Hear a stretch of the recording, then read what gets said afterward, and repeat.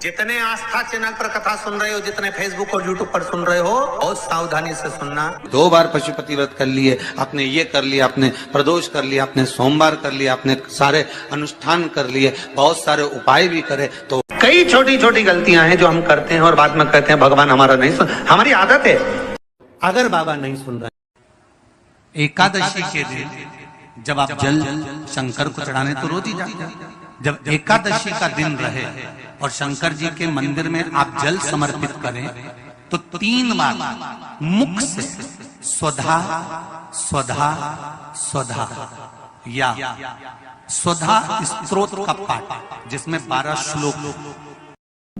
गंगा के जल में एकादशी के दिन 7 बेलपत्री डालकर जो नंदीश्वर भगवान अर्थात जो शंकर जी के शिवलिंग के सामने नंदी होता है, उस नंदी के चरण पर गंगा का जल चढ़ाकर बेलपत्री शिव पर समर्पित कर देता है, उसके घर में रुपया रुकना चालू हो जाता है। फिर वो गलत जगह पर नहीं जाता, गलत स्थान पर वो धन जाएगा ही नहीं।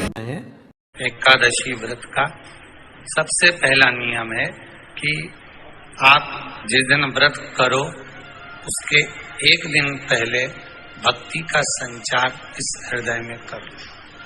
जैसे एकादशी का व्रत कर रहे हो तो दशमी के दिन शाम का समय जब आवे, रात्रि जब होने लगे, शाम का समय आवे और रात्रि का आप जब भोजन ग्रहण करो, एकादशी का ये दूसरा नियम है कि अपने हाथ से किसी पौधे की, किसी वृक्ष की, किसी डाली की कोई पत्ती ना टूटे, इसका प्रयास करिए।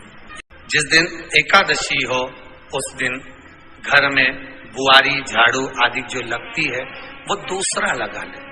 अगला नियम है अपने द्वारा जीव की हत्या ना हो, प्रयास करना, किसी को कष्ट ना हो। जिस दिन आपका व्रत रहे किसी निंदक से बात ना करें। 5वां वर्णन किया चतुर्थ भाव में, बन सके जितना एकादशी के दिन भगवान का ओम नमो भगवते वासुदेवाय का जाप करें या अपने गुरु मंत्र का स्मरण करें, चाहे जो मंत्र आपके हृदय में समाहित हो। श्री शिवाय नमस्तुभ्यम, ओम नमः शिवाय, राम कृष्ण शिव, जो मन पड़े उसका भजन करें। एकादशी के दिन अगर आपका व्रत है तो आप भूलवश भी डब्बे में रखी हुई रोटी गाय को ना देते हुए, एकादशी के दिन अगर आपका व्रत है तो आप भूलवश भी डब्बे में रखी हुई रोटी गाय को ना देते हुए रहे हो तो फलहार का ही दान गौ माता को दीजिए। जैसे एकादशी का व्रत कर रहे हैं, बेलपत्री आप शिवलिंग पर पहले चढ़ा रहे हैं, उसके बाद जल चढ़ा रहे हैं। दूसरा, जल चढ़ाने के बाद बेलपत्र चढ़ा रहे हैं। ये 2 अलग अलग क्रम है शंकर भगवान की पूजन के। आप समझ लीजिएगा जरा, ये प्रसंग कभी नहीं आया, आज आया है तो उसको समझ।